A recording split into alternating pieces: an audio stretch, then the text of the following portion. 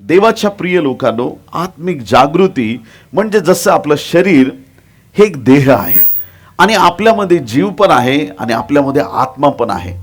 आणि देह आणि आत्मा यांना जोडणारा जीव आहे. प्रियांनो, शरीर झोपी जातं थकल्यानंतर आणि मग नंतर आपण जेव्हा खूप थकतो झोपतो, त्याच प्रकारे रात्री आपण झोपतो. काही लोक चर्चमध्ये झोपतात. आता प्रत्येकाला एक एक कला दिलेली आहे तर करतात लोक.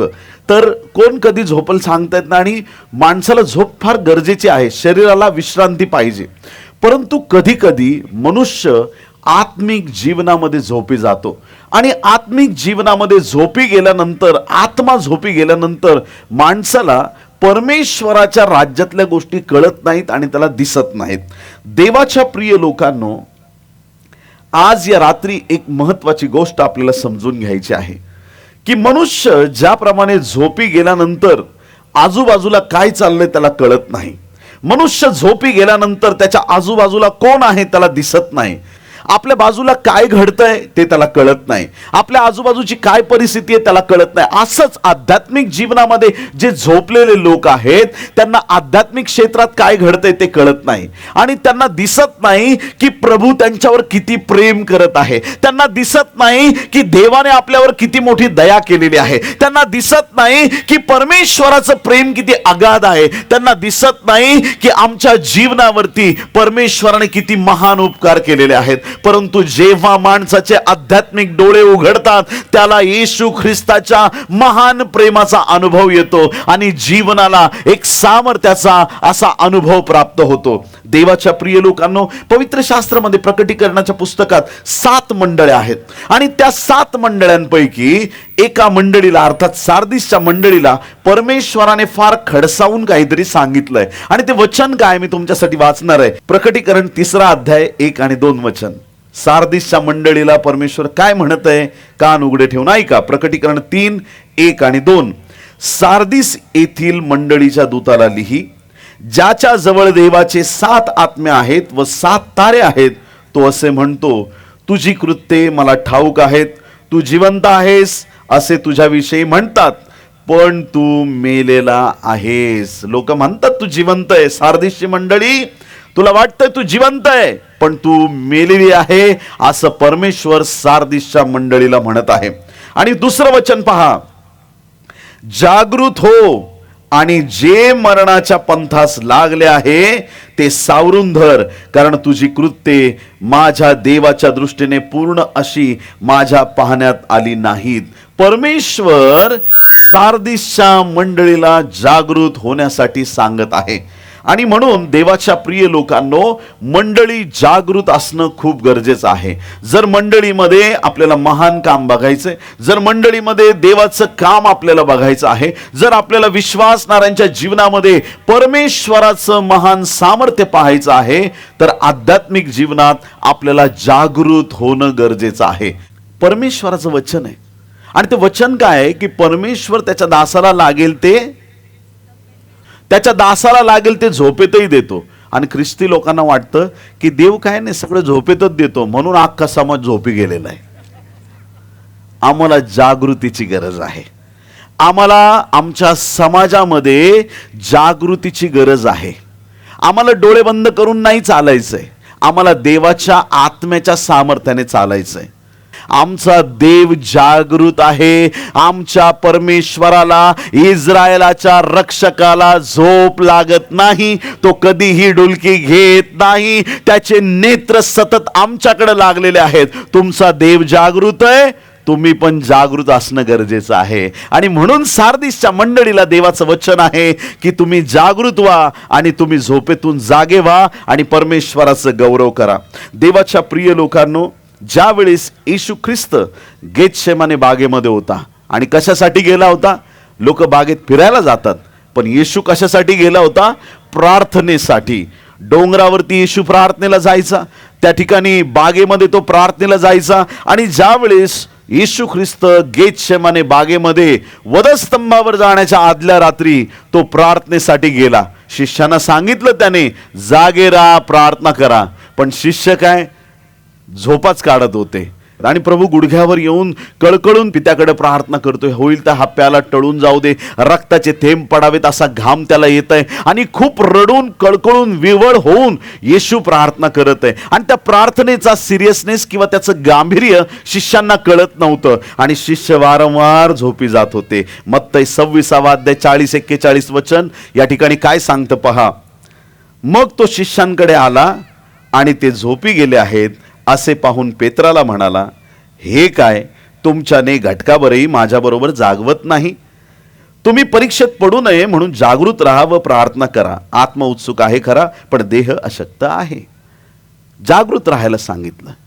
बरेच लोक प्रार्थना म्हटलं की त्यांना लवकर झोप येते. TV बघताना किंवा पिक्चर बघताना, मोबाईल बघताना त्यांना झोप येत नाही. पण प्रार्थना म्हटलं की काही लोकांना झोप येते. एकदा खूप वर्ष झाले आणि आमच्या घरी आम्ही नाईट प्रेयर ठेवली होती, रात्रीची प्रार्थना, रात्रभर प्रार्थना करायची. आणि रात्री 10 वाजता आम्ही सुरुवात केली आणि सगळे पास्टर, सगळे देवाचे सेवक प्रार्थना करत आहेत आणि इतकी प्रार्थना छान चालली. आणि मला एक लक्षात आलं की एक पास्टर गुडघ्यावरती प्रार्थना करता करता भिंतीला टेकून झोपलेत.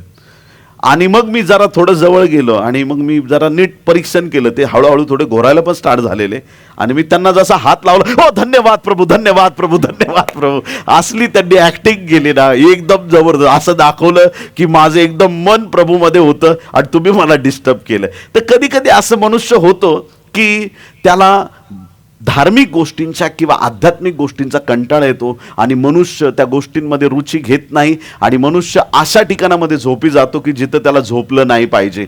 देवाच्या प्रिय लोकांनो, ज्या गोष्टीची आम्हाला रुची आहे, जर आम्हाला आध्यात्मिक जीवनाची रुची असेल तर त्याचा आम्हाला कधीच कंटाळा येणार नाही.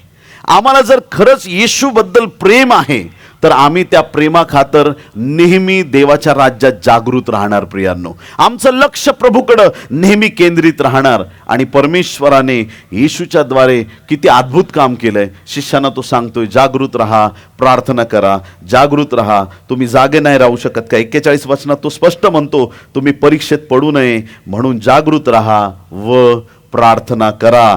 आत्मा उत्सुक आहे खरा, पण देह अशक्त आहे.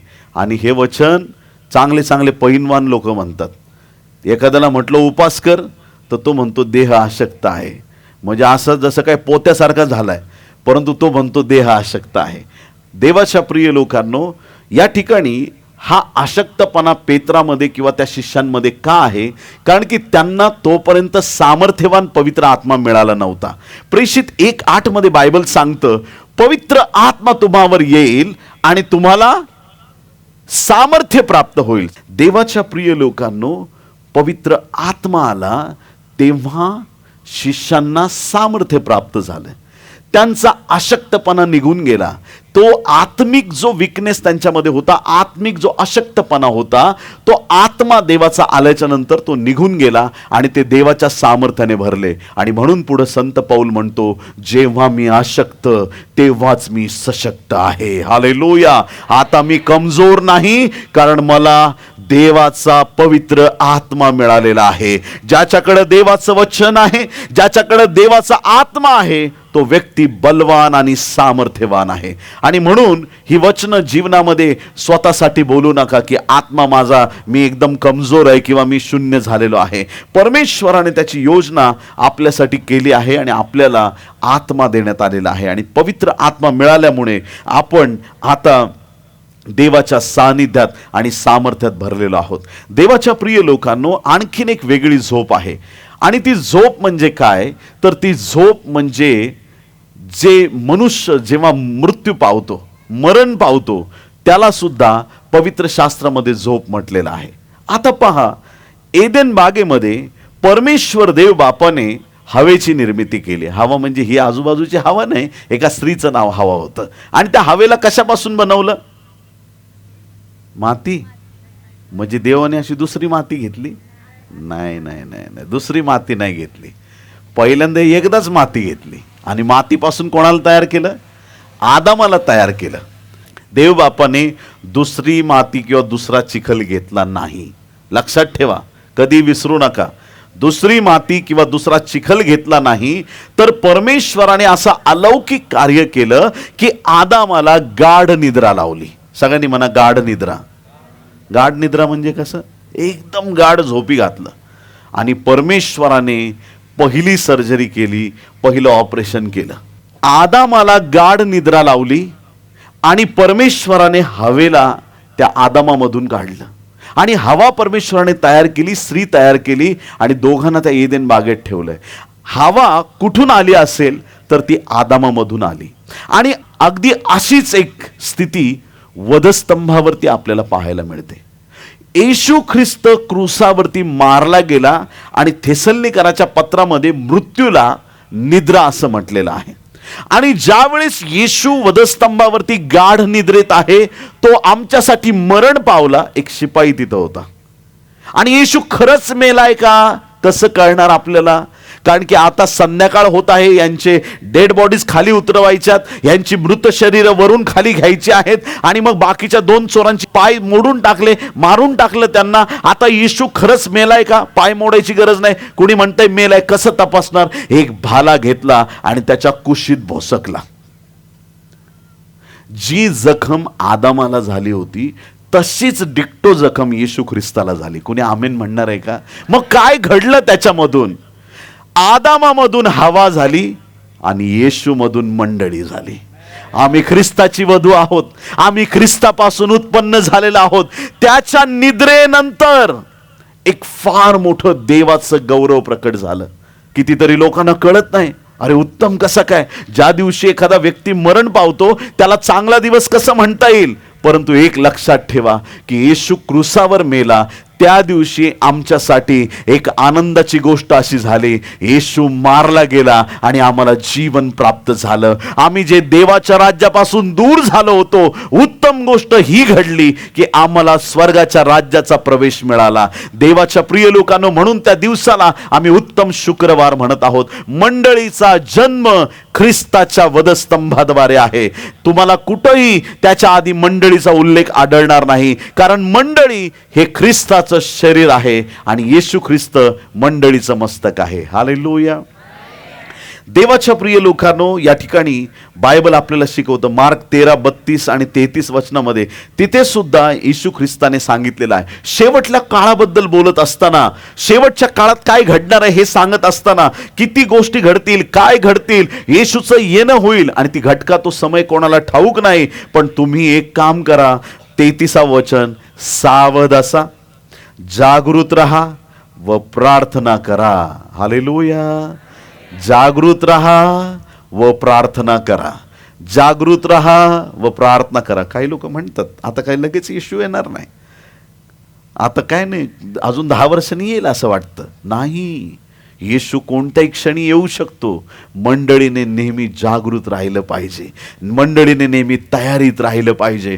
तो कोणत्याही क्षणी येऊ, आज येऊ, उद्या येऊ, नाही तर 100 वर्षांनी येऊ, तो आपला प्रश्न नाही, तो त्याचा प्रश्न आहे. तो ठरवेल तेव्हा येईल. पण जे लोक नेहमी तयार राहतात त्यांच्या जीवनामध्ये आशीर्वाद राहतील. प्रियांनो, ख्रिस्तासाठी आम्ही जागृत राहावं हे प्रभूने आम्हाला वचन शिकवून तो गेलेला आहे. आणि म्हणून आम्ही जागृत राहणं खूप गरजेचं आहे.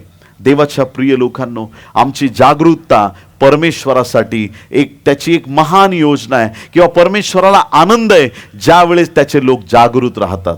जागृत राहणं म्हणजे आमची नजर प्रभूकडे लागलेली पाहिजे. आध्यात्मिक जीवनामध्ये आम्ही प्रज्वलित पाहिजे. आध्यात्मिक जीवनात आम्ही नेहमी प्रार्थनामय जीवनात राहिलं पाहिजे. आमचे कधीच आध्यात्मिक डोळे बंद नसावेत, आध्यात्मिक कान आमचे बंद नसावेत. नेहमी प्रभूकडे आमचं लक्ष असावं. आमेन.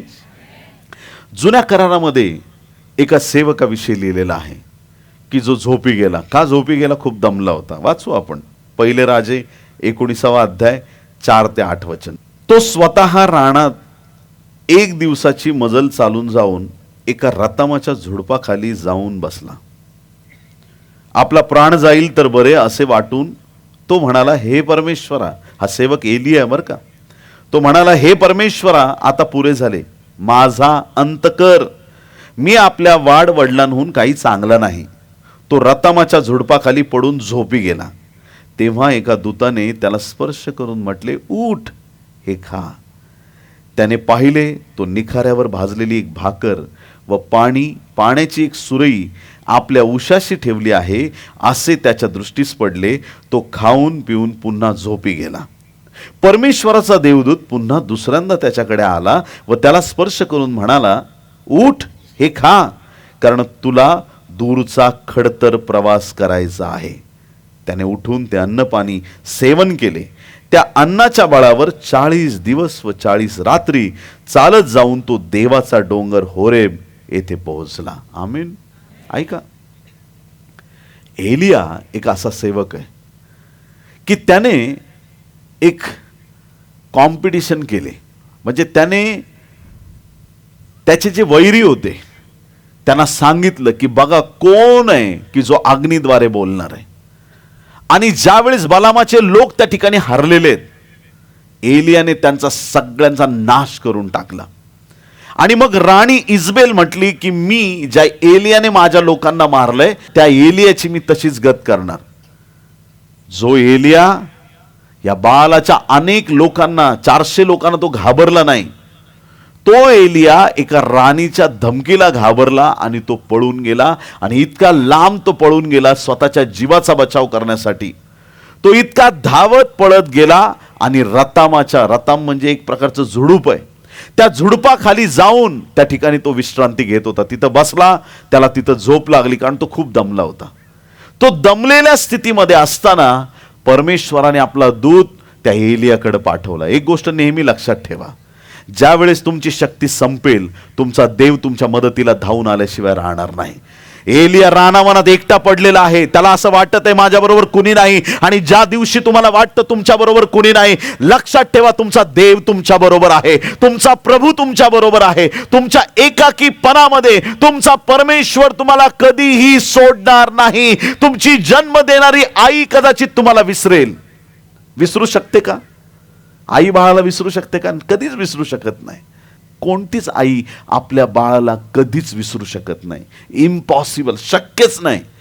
पण बायबलचा देव सांगतो कदाचित तुझी आई तुला विसरेल, पण मी तुझा परमेश्वर तुला कधीही विसरणार नाही. मी तुला कधी सोडणार नाही, मी तुला कधी त्यागणार नाही. जगाचे नाते कदाचित विसरतील प्रियांनो, परंतु जे ख्रिस्ताच्या रक्ताद्वारे आमचं देवाचं नातं आहे, तो आमचा परमेश्वर आम्हाला कधीही सोडत नाही. एलियाला वाटतं की माझा जीव गेला तर बरं होईल, आता मी किती मोठ्या समस्येत अडकलोय. एलिया दुःखात आहे, एलिया घाबरलेल्या स्थितीत आहे, एलिया स्वतःच्या जीवाला कंटाळलेला आहे आणि एलिया थकून गेलेल्या स्थितीत आहे. अशा परिस्थितीत देवाने त्याच्याकडे देवदूत पाठवला. एलिया झोपी गेला होता, एलियाला परमेश्वराने उठवलं. किती लोक आमेन म्हणणार आहेत? हालेलुया. परमेश्वराने एलियाला उठवलं, झोपलेल्या एलियाला उठवलं. एलिया तिथं झोपून राहिला असता तर पुढचं मोठं देवाचं गौरव घडलं नसतं. अजून एलियाला देवाच्या पर्वत होरेब इथं जायचं होतं. परमेश्वराच्या दूताने त्याला भाकर पाणी सगळ्या गोष्टी आणून दिल्या. ते खाऊन एलिया परत झोपला. त्याला परत उठवलं आणि परत त्याला भाकर दिली, परत त्याला पाणी दिलं, परत त्याला ताजंतवानं केलं आणि त्याला सांगितलं उठ आणि आता तुला पुढच्या प्रवासाला जायचंय. फक्त त्याच्याकडं देवाने दिलेली भाकर आणि देवाने दिलेलं पाणी होते. त्याच्या जोरावरती एलिया 40 दिवस आणि 40 रात्र धावत होता. किती लोक आमेन म्हणणार आहेत? हालेलुया. किती देवाची स्तुती असो, किती परमेश्वराचं महान काम आहे की ज्यावेळेस परमेश्वर त्याच्या दिव्यदूताला पाठवतो, अद्भुत आणि महान गौरव होतं. एलिया झोपलेल्या स्थितीत राहिला असता होरेबला कधीच पोहोचला नसता. किती लोक आमेन म्हणणार आहेत? आळस, कंटाळा, मला झोप आली मी अभ्यास नाही करणार, मला कंटाळा आला मी प्रार्थना नाही करणार, जीवनात पुढे जाण्याचे चान्सेस कमी आहेत. पण जे आपल्या आळसावरती आणि झोपेवरती मात करतात, परमेश्वर त्यांचा खूप सामर्थ्याने उपयोग करून घेतो. आमेन म्हणणार का तुम्ही? त्याग करता आलं पाहिजे प्रभूसाठी. या शेवटच्या काळात तर कमी झोप झाली तरी चालेल, पण प्रार्थना जास्त झाली पाहिजे. आमचं आध्यात्मिक जीवन प्रबळ असलं पाहिजे. एलिया थकलाय, जीवाला कंटाळलाय. या स्थितीमध्ये जर एलियाने जगण्याची उमेद सोडली असती, देवाचा प्लॅन वेगळा आहे. देवाची इच्छा आहे की त्याला मरू द्यायचं नाही, त्याला असं जीवन द्यायचं की त्याला डायरेक्ट जीवनातून जीवनात पार न्यायचं होतं. एलिया एक असा व्यक्ती आहे की ज्याला मरणाचा अनुभव आला नाही. एलिया त्या दिवशी हिंमत हारलेला आहे. देवाने दूत पाठवला आणि दूताने त्याला अन्न दिलं, त्याला शक्ती मिळाली आणि तो 40 दिवस धावला आणि देवाचा पर्वत होरेब इथं जाऊन पोहोचला. तुमच्या जीवनाचा होरेब कोणता आहे? तुमचा दृष्टांत काय आहे? तुमच्या जीवनाचा उद्देश काय? तो गाठण्यासाठी तुम्हाला झोपेतून जागं व्हावं लागणार आहे. हालेलुया. तुम्हाला प्रभूसाठी उभं राहावं लागणार आहे. तुम्हाला देवाच्या गौरवार्थ आपला अविश्वास काढून परत एकदा सामर्थ्याने उभं राहावं लागणार आहे. परमेश्वर तुम्हाला कधीही अपयशी होऊ देणार नाही. परमेश्वर तुम्हाला कधी हारू देणार नाही. तो तुम्हाला विजयी करणारा, तुमच्या जीवनावरती विशेष कृपा करणारा परमेश्वर आहे. एलियाला भाकर मिळाली, त्याला शक्ती आली. येशू ख्रिस्ताने पण 5,000 लोकांना भाकर दिली. किती लोक आमेन म्हणतील? किती लोकांना भोजन दिलं? 5,000. 5,000 लोकांना भोजन दिलं. एक लहान मुलगा होता ना त्या गर्दीमध्ये, आणि कोणी सांगितलं लहान मुलगा आहे, त्याच्याकडे आहेत 5 भाकरी 2 मासे, ओके घेऊन या माझ्याकडे. प्रभूने भाकर मोडली, त्या भाकरीवर आशीर्वाद दिला, त्या माशांवर आशीर्वाद दिला. 50च्या रांगा केल्या. 5,000 फक्त पुरुष होते, स्त्रिया लेकरं तो फार मोठा आकडा आहे. त्या सगळ्यांना प्रभूने तृप्त केलं. एलियाला भाकर मिळाली, एलिया तृप्त झाला, 40 दिवस धावला. त्या डोंगरावरती भुकेल्या लोकांना येशूने अन्न दिलं, ते तृप्त झाले. पण एक भाकर आपल्याला मिळाली. योहानाच्या 6व्या अध्यायात त्या भाकरीबद्दल लिहिलंय. ही भाकर साधारण भाकर नाही, ही स्वर्गातून उतरलेली भाकर आहे. ही जीवनी भाकर आहे. ही भाकर आम्हाला तृप्त करणारी भाकर आहे. ही भाकर येशू ख्रिस्त नावाची भाकर आहे. ज्यांनी ही भाकर खाल्ली त्यांचं जीवन आशीर्वादित झालं. त्यांच्या जीवनामध्ये देवाचं गौरव झालं. देवाच्या प्रिय लोकांनो, एलियाने फक्त त्या रतामाच्या झुडपापासून होरेबचा प्रवास ती भाकर खाऊन केला. आम्ही भाकर खाल्ली येशू नावाची, आणि आमचा प्रवास इथून डायरेक्ट स्वर्गापर्यंतचा आहे. हालेलुया. आमचा प्रवास सार्वकालिक जीवनाचा प्रवास आहे. आमचा प्रवास शापामधून आशीर्वादाकडचा प्रवास आहे. आमचा प्रवास अंधकारामधून प्रकाशाकडचा प्रवास आहे. आमचा प्रवास वाईटापासून चांगल्या गोष्टींकडचा प्रवास आहे. ही येशू नावाची भाकर आहे. ही आम्हाला सार्वकालिक जीवन देणारी आहे. हालेलुया. झोपलेला व्यक्ती जेवू नाही शकत. आमेन म्हणणार आहेत का? भाकर खाण्यासाठी झोपेतून उठावं लागेल का? मूल झोपल्याने घे तोंडात भाकर कोंबतो का आपण? आमच्या इकडे पद्धत नाही. मला तुमच्या इकडे विचारायचं आहे, चारतो का आपण जेवण? जाऊ दे, बाळाला उठवू नका, असंच चारा त्याला. झोपलेला माणूस जेवू शकतो का? नाही जेवू शकतो. उठवावं लागेल. एलियाला उठवलं. आज मंडळीला उठण्याची गरज आहे प्रियांनो. एक संजीवनाची गरज आहे. सामर्थ्यवान संजीवनाची गरज आहे. आत्मिक सामर्थ्याची गरज आहे. मंडळीतला प्रत्येक व्यक्ती देवाच्या आत्म्याने भरला पाहिजे. प्रत्येकाचं जीवन देवाच्या अग्नी सामर्थ्याने भरलेलं पाहिजे. तुम्ही तुमच्या कामात असताना सुद्धा तुमचं नातं देवाबरोबर जुडलेलं पाहिजे. तुम्ही किचनमध्ये काम करताना, कांदा कापताना पण प्रभूचं गीत तुमच्या मुखामध्ये पाहिजे. कुणी आमेन म्हणणार आहे का? निरंतर प्रभूच्या सानिध्यात असणारे लोक या दिवसांमध्ये प्रभूला पाहिजेत. आत्मिक जागृती आमच्यामध्ये पाहिजे. मंडळी नेहमी देवाच्या सानिध्यात आणि सामर्थ्यात प्रबळ होत राहिली पाहिजे. प्रभूचं गौरव त्याच्यामध्ये आहे. एलियाच्या जीवनात असं काम झालं.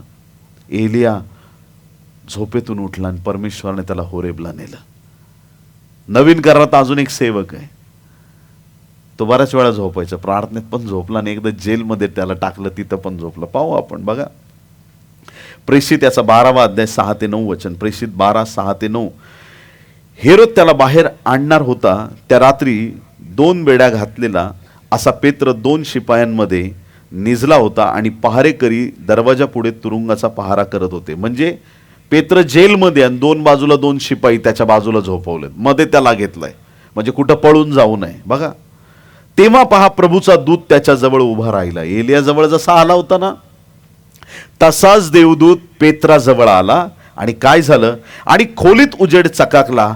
त्याने पेत्राच्या कुशीवर थापटून त्याला जागे करून म्हटले, लवकर उठ. तेव्हा त्याच्या हातातील साखळदंड गळून पडले. मग देवदूत त्याला म्हणाला, कंबर बांध व पायात वहणा घाल. त्याने तसे केले. त्याने त्याला म्हटले, तू आपले वस्त्र पांघरून माझ्या मागे ये. तो निघून त्याच्या मागे गेला. तरी देवदूताकडून जे झाले ते खरोखर घडत आहे हे त्याला कळेना. आपण दृष्टांत पाहत आहोत असे त्याला वाटले. रस्त्यात गेला, मग त्याला कळालं की खरंच तो जेलमधून बाहेर आलाय. देवाच्या प्रिय लोकांनो, बायबल काय सांगतं की पेत्र बंदीगृहामध्ये होता. देवदूत आला आणि देवदूताने त्याला उठवलं आणि देवदूत त्याला बंदीगृहातून बाहेर घेऊन गेला आणि परत एकदा त्याला सेवेसाठी परमेश्वराने संधी दिली. कदाचित दुसऱ्या दिवशी पेत्र मरण पावला असता, परंतु परमेश्वराने देवदूत पाठवून पेत्राची सुटका केली. पेत्र झोपेतून जागा झाला नसता तर त्या बंदीगृहाच्या बाहेर आला नसता. जे लोक जीवनामध्ये सुटका देवाकडून प्राप्त करू इच्छितात त्यांना आधी झोपेतून जागा व्हावं लागेल, आध्यात्मिक नेत्र उघडावे लागतील आणि मगच त्यांच्या जीवनासाठी मोठ्याने अद्भुत कामं त्यांना पाहायला मिळतील. आमेन म्हणणार आहेत का? एलिया झोपेतून जागृत झाला आणि देवदूतांनी त्याला पुढचा मार्ग दाखवला आणि एलिया होरेबला गेला. देवदूताच्या द्वारे झोपलेल्या पेत्राची सुटका बंदीगृहातून झाली आणि परमेश्वराने त्याला सेवेसाठी परत पाठवलं. अशीच एक घटना पवित्र शास्त्रात आहे. तिथं 10 कुमारी होत्या आणि 10च्या 10 कुमारींना झोप लागली. कुणी आमेन म्हणाल का? मग ते 25व्या अध्यायामध्ये घटना दिलेली आहे. या ठिकाणी बायबल सांगतं की 10 कुमारी होत्या. 10च्या 10 कुमारींनी सारखे पोशाख घातले असतील. एकाच ब्युटी पार्लरमध्ये आपला मेकअप केला असेल. एकाच दुकानामधून आपले लग्नाचे कपडे घेतले असतील. दिवे सारखेच होते, सगळ्या गोष्टी सारख्या आणि चेहऱ्यावरून कधी कळत नाही माणूस मूर्ख आहे का शहाणा आहे. कारण कोणाच्या डोक्यावर लिहिलेलं नसतं कपाळावरती मी मूर्ख आहे, मी शहाणा आहे. जोपर्यंत काही घडत नाही तोपर्यंत कळत नाही हा शहाणा आहे की मूर्ख आहे. सगळ्या दिसायला सुंदर आहेत, कुणाला काही कळत नाही शहाणे आहेत की मूर्ख, सगळ्या सारख्याच दिसतात. या शेवटच्या काळात सगळे सारखेच दिसत आहेत. देवाच्या प्रिय लोकांनो, परंतु एक समय आला की त्या सगळ्या 10च्या 10 कुमारी थकून गेला. वर येत नाहीये, वाट बघतायत, वाट बघून बघून थकल्या आणि अशा थकल्या की त्यांनी एखादी म्हटले असं अगं माझे उभं राहून पाय गळून गेले, मी बसू का? बस तू बस, काय प्रॉब्लेम नाही, मी राहते उभी. चल सरक थोडं, मी पण बसते. दुसरी बसली, तिसरी, चौथी, 5वी, 6वी, 7वी, 8वी, 9वी, 10वी, 10च्या 10 बसल्या. थोडं तिकडे सरक जरा, मला पाठ टेकून जरा डोळे बंद करू दे. असं करता करता 10 कुमारींना झोप लागली. दिवे ठेवलेत आणि सगळ्यात झोपी गेलेत आणि कुठंतरी वराची चाहूल लागली. आवाज आला वर येण्याचा आणि जसं त्यांना कळालं की वर येत आहे म्हणजे आता आज जायचा टाइम आलेला आहे, त्या धाडकन उठल्या, डोळे उघडले, आपले दिवे नीट करायला लागले. बघ माझे केस व्यवस्थित आहे का, माझा पदर व्यवस्थित आहे का, माझे कपडे व्यवस्थित आहे का, अगं बाई तुला इथं काजळ झालं जरा पुसून घे, अगं तुझा चेहरा नीट कर, केस नीट कर, अगं व्यवस्थित हो, हे व्यवस्थित, कपडे व्यवस्थित, दिवा व्यवस्थित, सगळं स्वतःला नीट नेटकं करा. अरे आपण झोपलेलं तर दिसत नाही ना, मी बरोबर दिसते ना? एकमेकांना विचारतात आणि एक म्हटली अगं बाई माझा दिवा विजायला लागला, आता मी काय करू मला समजत नाही. दुसरी म्हटली अरे माझा पण विजतोय. तिसरी म्हटली, चौथी, 5वी, 5 कुमारी म्हणतात आमचे दिवे विजतायत, आम्ही काय करावं आता कळत नाही. हे द्या रे आम्हाला थोडस तेल, आमचे पण दिवे पेटते राहू द्या. अरे आम्ही तुम्हाला तेल दिलं तर आमचे पण विजतील, आमचे विजतील, तुमचे विजतील आणि कुणीच आज जाणार नाही. तुम्ही एक काम करा, तुम्ही बाजारात जा आणि स्वतःसाठी तेल विकत आणा. 5 कुमारी ज्या मूर्ख होत्या, ज्यांना बायबल मूर्ख म्हणतं, त्या 5 कुमारी बाजारात गेल्या तेल आणण्यासाठी. आणि ज्यावेळेस वर आला त्याने दार उघडल्यानंतर पाहिलं फक्त 5 कुमारी तयार होत्या. त्या कुमारी आत गेल्या. प्रियांनो, हालेलुया. झोपेतून जागृत झाल्या आणि ज्यांचे दिवे पेटते राहिले फक्त त्याच कुमारी आत गेल्या. वर आला तेव्हा 5 कुमारी तिथं तयार होत्या आणि 5 कुमारी बाजारात होत्या. कान उघडे ठेवून ऐका. बाजार म्हणजे व्यापाराला दाखवलेला आहे. देवाच्या प्रिय लोकांनो, ज्या लोकांनी सेवेचा व्यापार केलेला आहे ते लोक या जगात खाली राहतील. धन्य आहेत ते लोक ज्यांनी आत्म्यात आणि सामर्थ्यात स्वतःला प्रबळ केलं आहे, जे येशूच्या रक्ताने धुतले गेलेले आहेत, ज्यांचे दिवे पेटते आहेत, ज्यांचे हात निष्कलंक आहेत, ज्यांनी कुठल्याही गोष्टीची अफरातफर केली नाही, जे देवाच्या राज्यात प्रबळ आहेत. फक्त ते लोक येशू बरोबर उचलले जाणार आहेत. हालेलुया. आम्हाला जागृत होण्याची गरज आहे. आम्हाला देवाच्या सानिध्यामध्ये प्रबळ होण्याची गरज आहे. आज काय शिकत आहोत आम्ही? देवाच्या प्रिय संतगणांनो, एलियासाठी झोपेतून उठवण्यासाठी देवदूत आला. पेत्राला झोपेतून उठवण्यासाठी देवदूत आला. परंतु या 10 कुमारी ज्यावेळेस झोपेतून उठल्या, त्यांना साक्षात वर भेटला. आणि वर कोण आहे? वर येशू ख्रिस्त आहे. मंडळीला झोपेतून जागृत झाल्यानंतर सगळ्यात पहिला कोण भेटणार आहे? तर प्रभू येशू ख्रिस्त भेटणार आहे. प्रियांनो, आमचा प्रवास जेलच्या बाहेर नाही. आमचा प्रवास एलियासारखा होरेपर्यंत नाही. आमचा प्रवास स्वर्गाचा प्रवास आहे. आणि ज्यांना वाटतं की मी स्वर्ग राज्याचा वाटेकरी व्हावा, आम्हाला आमचे नेत्र उघडावे लागतील आणि आम्हाला प्रभूकडे आमचं लक्ष केंद्रित करावं लागेल. कारण आमचं केंद्रस्थान येशू आहे आणि आमचा प्रवास स्वर्गाचा प्रवास आहे. कुणी आमेन म्हणणार आहे का? ह्या दिवसांमध्ये इतकं अद्भुत काम, सामर्थ्याचं काम देवाच्या राज्यात घडत आहे. इतकं अद्भुत काम घडत आहे. मंडळांमध्ये एक अलौकिक देवाचं सामर्थ्य पाहायला मिळत आहे. असे काही लोक या दिवसात आम्ही पाहत आहोत, देवासाठी वेडे. रात्रंदिवस फक्त प्रभूच्या सानिध्यात वेळ घालवणारे, निरंतर प्रभूची आराधना करणारे, देवासाठी, देवाच्या गौरवासाठी चालणारे, निस्वार्थ. त्यांच्याकडे बघून, त्यांचा अवतार बघून वाटेल, अरे ह्याच्या खिशात 2 रुपये पण नाही, पण ते आत्म्यात एवढे प्रबळ आहेत. हालेलुया.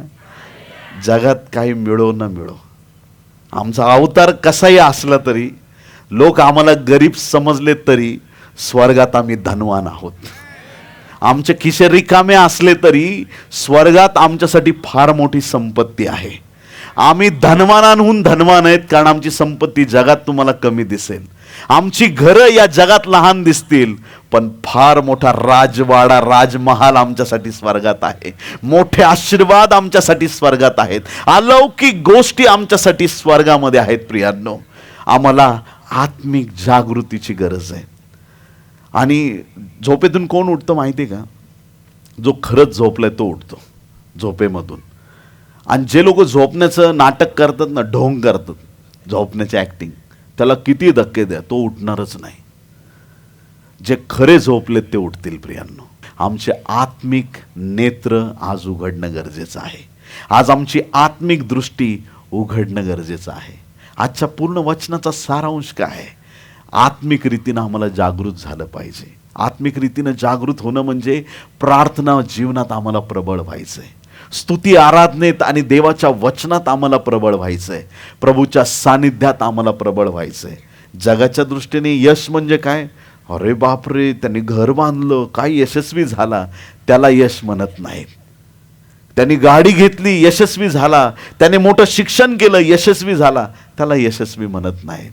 यशस्वी म्हणजे जो देवाच्या नजरेमध्ये चांगला झालेला आहे, ज्याने पाप सोडून देवाच्या सानिध्यात जीवन जगायला सुरुवात केली आहे, तो आशीर्वादित आहे. ज्याने प्रत्येक चुकीच्या गोष्टींना आपल्या जीवनातून काढून टाकलंय, सगळे मोहपाश सोडून दिलेत आणि सत्यतेने देवाच्या सानिध्यात तो वाढत आहे, तो व्यक्ती धन्य आणि तो आशीर्वादित आहे.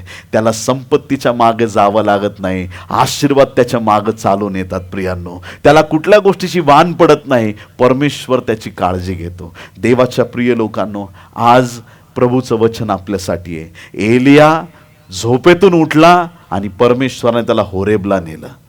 पेत्र झोपेतून उठला, त्याला जेलमधून बाहेर काढलं आणि सेवेसाठी नेलं. कुमारी झोपेतून उठल्या आणि ज्या शहाण्या होत्या त्यांना डायरेक्ट वराच्या लग्नाला म्हणजे स्वर्गाची त्यांना वाट मिळाली. त्या शहाण्या कुमारी तुम्ही आणि मी आहोत. ती शहाणी कुमारी म्हणजे मंडळी आहे. देवाने आम्हाला स्वर्ग राज्यासाठी निवडलेलं आहे. आमची दृष्टी जगावर नको, आमची दृष्टी येशूवर पाहिजे. कुणी आमेन म्हणणार आहे का? नक्कीच आमचं जीवन अधिकाधिक आशीर्वादित होणार आहे. आमेन.